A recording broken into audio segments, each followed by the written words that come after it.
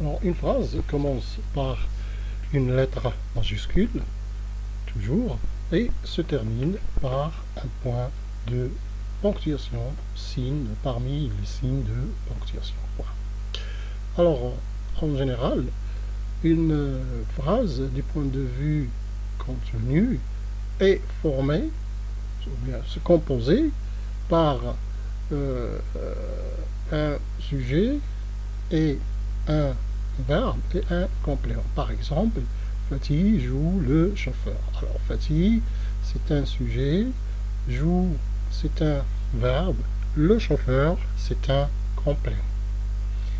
Ainsi est formé, comme nous allons le voir, ainsi est formée la phrase, surtout déclarative. Donc, on trouve au début une lettre majuscule et à la fin un point. Alors, qu'est-ce que ça veut dire une phrase déclarative? Donc, on va définir ce que ça veut dire une phrase déclarative.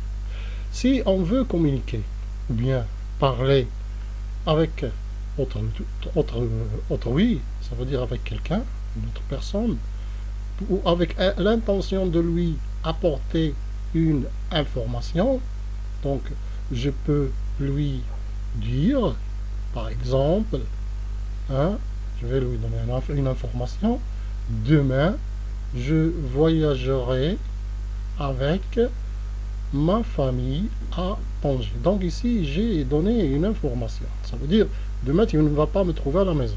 Alors, j'informe dans cette phrase et en même temps, je donne une information. Ou bien, la deuxième fois, de donner une information. Je peux l'informer par exemple. Je peux lui dire, par exemple, aujourd'hui, il n'y a plus de Covid-19. Alors, ou bien je peux lui raconter une action.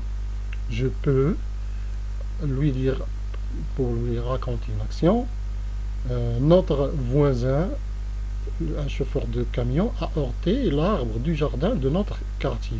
Donc ici, j'ai donné une information. Alors, dans les trois exemples ici que nous avons vus, donc on trouve toujours des informations, on donne toujours des informations.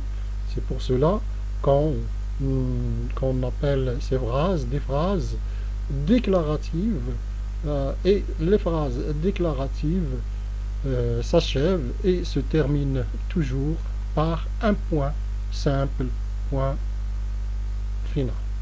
Alors la prochaine leçon, Inch'Allah, ce sera les phrases interrogatives.